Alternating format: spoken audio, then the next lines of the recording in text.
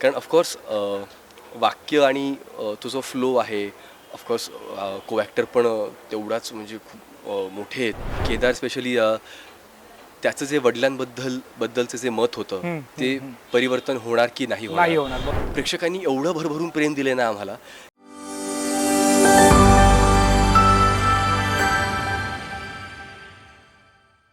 नमस्कार, मी नितीन मोरे. सेट भेटच्या निमित्ताने आज आपण पुन्हा एकदा तारेंच्या सेटवर आलो आहोत. याच ठिकाणी तारेनीचं आपल्या मालिकेचं लॉन्च झालेलं आणि आत्ता खरंच खूप सुंदर पद्धतीने तारेनी मालिका प्रेक्षकांच्या मनामध्ये घर करत आहे आणि आता एक नवीन ट्रॅक सुरू होतो आणि या नवीन ट्रॅकमध्ये एका अशा व्यक्तीचा इंटरव्ह्यू घेणार आहे. म्हणजे आनंद सर आता आपल्याला या सेटवर दिसले आणि आनंद सरांचा इंटरव्ह्यू घेणार आहे. तर केडी इंटरव्ह्यू घेणार आहे. मी एक प्रेक्षक म्हणून बोलण्यापेक्षा कलाकार म्हणून तुला विचारायला आवडेल मला किती भीती वाटते, कारण का ती स्क्रिप्ट बघितली आम्ही एवढी मोठी आणि तो सेटअप बघितल्याने समोर आनंद सर बसणार आहेत आणि तुमच्या दोघांचं इंटरॅक्शन असणार आहे. काय सांगशील एकंदरीत किती असं धाकधूक होतं, अरे यार. आणि आनंद सर हो, खूप जास्त. ऍक्च्युली मी सकाळपासून भीम सरांना घेऊनच बसलो की भीम सर तुम्ही सांगा मला काय करायचं काय करायचं ते. कारण ऑफकोर्स वाक्य आणि तो जो फ्लो आहे ऑफकोर्स को ॲक्टर पण तेवढाच म्हणजे खूप मोठे आहेत. नक्कीच. सो ते एक दडपण येतं कुठेतरी की सीन कसा होणार आहे. आपल्याकडनं व्यवस्थित क्यूज पण जायला हवेत, इमोशन्स प्रॉपर पोर्ट्रे व्हायला हवेत. सो ह्या सगळ्या गोष्टींचा विचार सुरूच आहे. प्लस ते सगळं वाचणं पण तेवढंच सुरू आहे. नक्की. कारण का आम्ही आता सुद्धा बघितलं ना, आम्ही आता आनंद सरांसोबत सुद्धा गप्पा मारल्या आणि ते सुद्धा मला बोलले की माझं सुद्धा पहिलाच दिवस आहे, मला सुद्धा काय माहिती नाही. ते बोलले की मी पूर्णपणे ब्लँक आहे, आता माझ्यासोबत जो कलाकार असेल त्याच्यासोबत मला गप्पा मारायच्या आहेत. हे त्यांचं वाक्य होतं. पण एक अभिनेता म्हणून बोलल्यापेक्षा मित्र प्रेक्षक म्हणून या सगळ्या मालिकेच्या आता जे आपला ट्रॅक सुरू आहे किंवा जी संहिता सुरू आहे त्याच्याकडे तू कशा पद्धतीने बघतोस प्रेक्षक म्हणून? येस, प्रेक्षक म्हणून तर छान. म्हणजे जो काही ट्रॅक चालू आहे ऑफकोर्स तारिणी आणि केदार या दोघांच्या लाईफमध्ये, कारण मिशनसाठी खांडेकरांच्या घरात आलेत. त्यानंतर केदार स्पेशली त्याचं जे बद्दलचं जे मत होतं ते परिवर्तन होणार की नाही होणार, तो त्यांना फादर म्हणून एक्सेप्ट करणार की नाही, हा पण एक प्रश्न उठतो. प्लस तारिणीचं जे मिशन चालू आहे, तिच्या आईच्या गुन्हेगारांना पकडायचं आहे, गुलाबपर्यंत पोहोचायचं आहे. सो हे सगळं चालू असताना मध्येच असा एक ट्रॅक येतो की जिथे मला जे महाराष्ट्रातले मंत्री दाखवले आहेत त्यांचा इंटरव्ह्यू घ्यायचा आहे अचानक.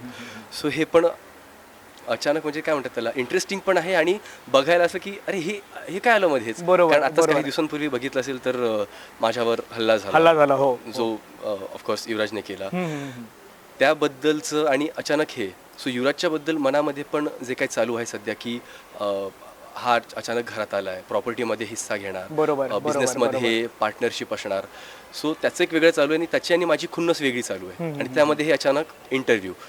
सो इंटरेस्टिंग आहे हे ओव्हरऑल असं बघायला म्हणून. नक्की. मी जर सुरुवातीला बोललो ना की याच सेटवर किंवा इथेच आपल्या मालिकेचं लॉन्च झालेलं आणि खरंच खूप सुंदर पद्धतीने लॉन्च झालेलं.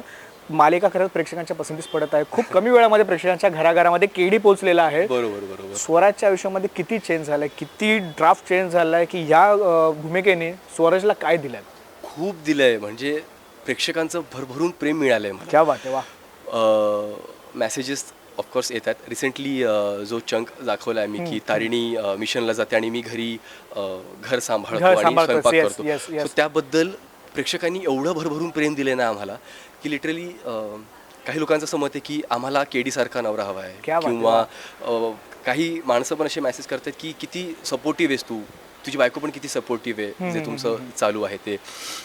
सो अशा प्रकारचं जेव्हा अप्रिसिएशन मिळतं ना तेव्हा खूप छान वाटतं. आणि लिटरली माझ्या बाबतीत आता असं घडलंय की मला गुजरातवरून एका प्रेक्षकाने लेटर पाठवलंय अप्रिसिएशन. सो त्याबरोबर एक गिफ्ट पण पाठवलंय. सो हे स्वराजच्या बाबतीत पण कधीच घडलं नाहीये, हे माझ्या बाबतीत पहिल्यांदा घडतंय. हे खूप असं ओव्हरवेल्मिंग आहे, खूप ओव्हरवेल्मिंग.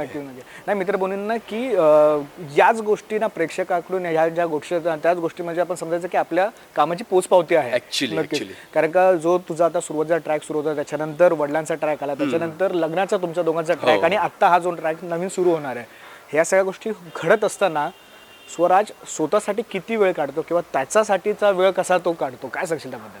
ऍक्च्युली आता पूर्णपणे सरेंडर केलंय मी तारिणीसाठी. कारण जेवढं मालिका पण आपल्याला देते तर आपलं पण काम बनतं की आपण पण तेवढंच डेडिकेशन आणि नक्कीच फोकसने काम करायला हवं. सो माझं फक्त असं होतं की जिमसाठी मला वेळ मिळायला हवा. हा सगळ्यात महत्वाचं, बस बाकी नाही मिळालं तरी चालेल पण यासाठी पाहिजे. हा. जिमसाठी. पण ते ऑफकोर्स सध्या फार हे चालू असल्यामुळे जिमसाठी वेळ मिळत नाही. इन बिटवीन मला जर सीनमध्ये किंवा मिशनमध्ये जर जायचं असेल तर तेवढ्यापुरती मी पटकन पंप करून घेतो. बाकी असा माझा वेगळा वेळ तर सध्या तरी नाही पूर्णपणे फक्त केडीसाठीच KD साठी. सरेंडरच इथून आहे. घरी गेलं की उद्या काय करायचं बरोबर, आपल्याला बरोबर. त्याचं स्क्रीन प्ले वाचणं. बरोबर. इथे आल्यानंतर माझं दिवसभर आपल्याला कसं काय तर ते स्क्रिप्ट घेऊन सोबत फिरणं एवढंच आहे सध्या तरी. नक्कीच. नाही खरंच खूप भारी वाटतं. तुर्तासमध्ये थांबतोय कारण का जो न्यूज रूमचा जो चक आहे तो आम्हाला बघायला आता मिळणार आहे. आम्हाला सुद्धा कळेल की स्वराज किती तयार झालाय, कारण का तिकडे खरी परीक्षा असं बोलायला हरकत नाही. तोपर्यंत Actually. धन्यवाद Thank you. गप्पा मारल्याबद्दल आणि Thank you so तुझ्यासोबत much. तुझ्या संपूर्ण टीमला all the very best. Thank you so much. Thank you.